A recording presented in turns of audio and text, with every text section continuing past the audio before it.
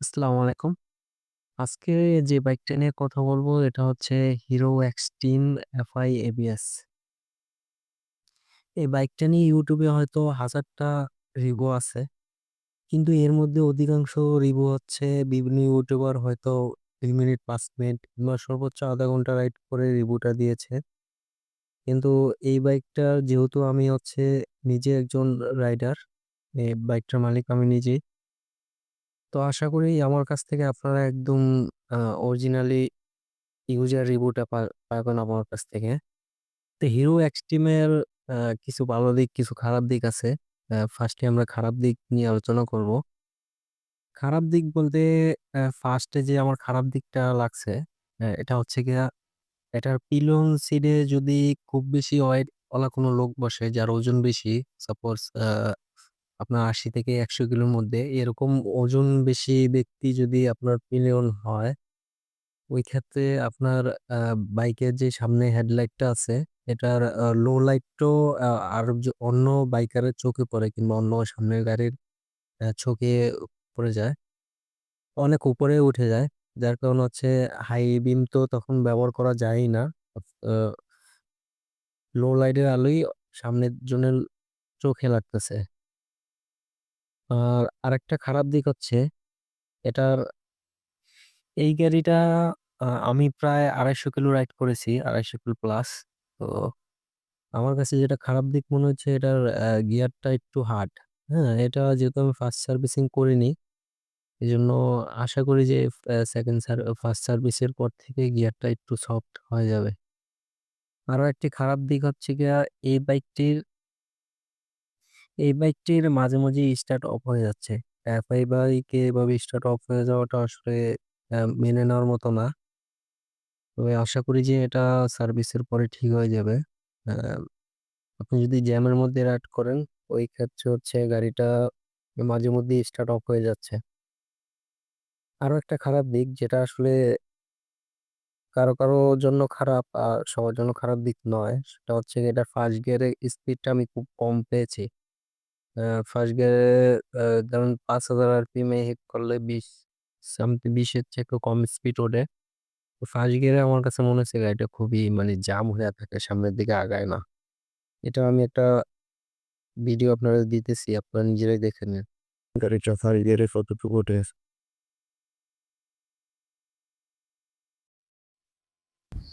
আচ্ছা, খারাপ দিক তো রইলো, এবার হচ্ছে আমরা ভালো দিকগুলো নিয়ে একটু আলোচনা করি। এটার ভালো দিক হচ্ছে ফার্স্ট, এটার যে লুক, হ্যাঁ, 2 লাখ টাকার নিচে একটা বাইকে এরকম লুক, এটা আসলে আমাদের জন্য একটা বড়ই পাওয়া। এরকম লুক আসলে অন্যান্য বাইকে বলতে শুধু চাইনিজ বাইক গুলাই 2 লাখ টাকার নিচে এরকম লুক দিত। তারপরে এফআই এবিএস আরো কিছু ফিচার গুলা যেগুলো আছে, এটা মিটারটাও আপনার ব্লুটুথ কানেক্ট, এখানে ফোন, এসএমএস, সামথিং আরো কিছু ডকুমেন্টস আপনারা দেখতে পারবেন। তো প্রাইস অনুযায়ী এই বাইকটি আমি মনে করি অনেক ভালো। যেহেতু এটা একটা হিরো ব্র্যান্ডের বাইক, আর হিরো বাংলাদেশ আমাদের 5 বছরের ওয়ারেন্টি দিতেছে। তো এই ক্ষেত্রে আমি মনে করি যে 2 লাখ টাকার নিচে এটা একটি ভালো বাইক। আচ্ছা, এই বাইকটির সাথে যদি অন্যান্য বাইকের কম্পেয়ার করি তবে ফার্স্টই রাইডারের কথা আসে। টিভিএস রাইডারে ওটাতে এফআই আছে কিনা আমি জানি না, তবে ওটাতে এবিএস নেই। এবিএস না থাকার পরও টিভিএস রাইডারের দাম 1,66,000 টাকা, আর হিরো এক্সট্রিমের দাম হচ্ছে 1,71,000 টাকা। তার মানে 5,000 টাকা একটা ডিফারেন্সে আমরা এবিএস পাচ্ছি, প্লাস এটার স্টার্টিং অনেক চওড়া।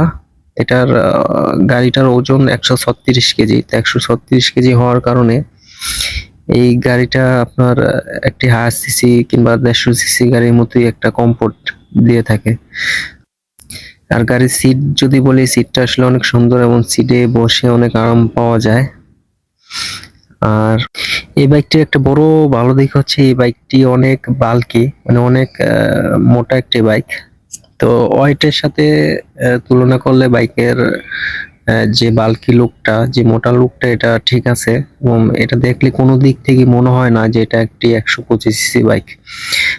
আমার এই পর্যন্ত যত লোকের সাথে রাস্তায় দেখা হয়েছে সবাই এটার প্রাইস প্লাস হচ্ছে এটা কত সিসি, এই জিনিসটা আমি বেশি ফেস করেছি। তো সবার কাছেই মনে হয় যে এটি হয়তো কোনো 150 সিসি বাইক কিংবা তার চেয়ে একটু বেশি সিসি বাইক হবে। আচ্ছা, এই বাইকটির বিল কোয়ালিটি কেমন? এই বাইকটির বিল কোয়ালিটি আমি বলবো অসাধারণ। ছোট্ট ছোট্ট কিছু সমস্যা ছাড়া, যেমন আমার কাছে যে সুইচ গুলা একটু চিপ কোয়ালিটির মনে হয়েছে, তবে সুইচের ডিজাইন গুলা এবং ফ্যাসিলিটি গুলা জোস। আর এই বাইকে যে প্লাস্টিক গুলা ইউজ হয়েছে এগুলা একটু হার্ড টাইপের। তবে বাইকে যে কালারটা ইউজ করা হয়েছে এই কালার গুলা একটু জরি জরি, যার কারণে এই কালার গুলা নষ্ট না হওয়ার কিংবা দাগ টাগ না পড়ার ইয়েটা একটু কম থাকে। তো এই বাইকটি অনায়াসে আপনারা পলি কিংবা সিরামিক কোটিং ছাড়াই ইউজ করতে পারবেন। এই বাইকটির কালার ইনশাল্লাহ খুব ভালো এবং অনেকদিন টেকসই হবে। আচ্ছা, এই বাইকটির যে টায়ার গুলা সামনে 190, সামনে 90 আর পিছনে হচ্ছে 120। তো এই টায়ার গুলা বেশিরভাগ ইউজ করা হচ্ছে আপনার পালসার ডাবল ডিক্সে, এরকম 120 সেকশনের টায়ার। টায়ারের ডিজাইনটা অনেক সুন্দর, এমআরএফ এর টায়ার, টিউবলেস। এই বাইকটি ব্রেক সিস্টেম হচ্ছে সামনে ডিক্স, ডিক্সটা অনেক বড়, প্লাস হচ্ছে এবিএস পাবেন। আর এর সাথে বাইকটিতে পিছনে হচ্ছে ড্রাম ব্রেক। তো বাইকটির ব্রেকিং কোয়ালিটি কিরকম? ব্রেকিং কোয়ালিটি আমি বলবো অনেক ভালো, 125 সিসি অনুযায়ী আসলে অনেক ভালো। হ্যাঁ, ব্রেকিং খুব ভালো কাজ করে। এবিএস থাকাতে ব্রেকটা অনেক ভালো হয়েছে। সামনে 90 সেকশনের টায়ার, যেটা হয়তো অনেকের কাছে একটু চিকুন মনে হয়, তো এবিএস থাকার কারণে এই জিনিসটা তেমন ব্রেক স্লিপ খাওয়ার তো কোনো প্রশ্নই ওঠে না, এবিএস যেটা নিয়ন্ত্রণ করে। আচ্ছা, এই বাইকটির হচ্ছে স্পিড যদি বলি, টপ স্পিড, এই বাইকের টপ স্পিড হচ্ছে 120। আমি ইন্ডিয়ান অনেক ইউটিউব চ্যানেলে দেখেছি 120 ওরা অনায়াসে পেয়ে যায়, 117, 18 এরকম স্পিড মোটামুটি সব বাইকে এরা পাচ্ছে। এই বাইকটির ইঞ্জিল কিরকম? আচ্ছা, এই বাইকটির ইঞ্জিল আমার কাছে যেরকম মনে হয়েছে, আরপিএম যখন একটু হাই হয় তখন বাইকটা কিছুটা ভাইব্রেশন ফিল হয়, তবে সেটা তেমন বেশি না। আচ্ছা, সবচেয়ে বড় বিষয়, 125 সিসির বাইকগুলো আমরা যে জন্য ইউজ করি, ভালো একটা মাইলেজের জন্য।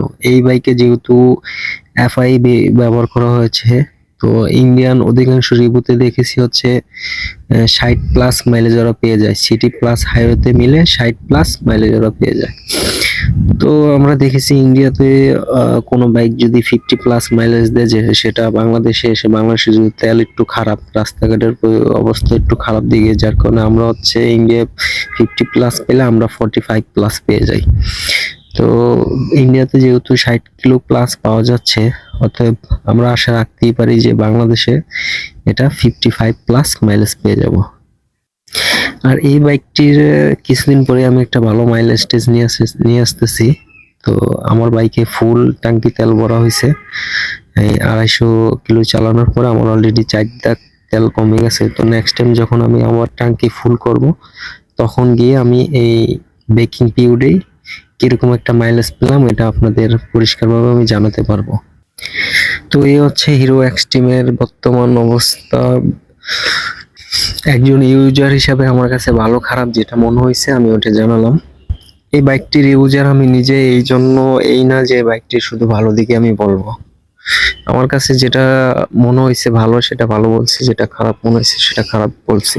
এই বাইকটি সম্বন্ধে ভবিষ্যতে কোনো তথ্য জানা থাকলে আপনার আমার ইউটিউব চ্যানেলে সাবস্ক্রাইব করে রাখতে পারেন, ফার্স্ট গিয়ার 001। আজকের মতো এখানেই বিদায়, দেখা হবে পরবর্তী কোনো ভিডিওতে। আসসালামু আলাইকুম।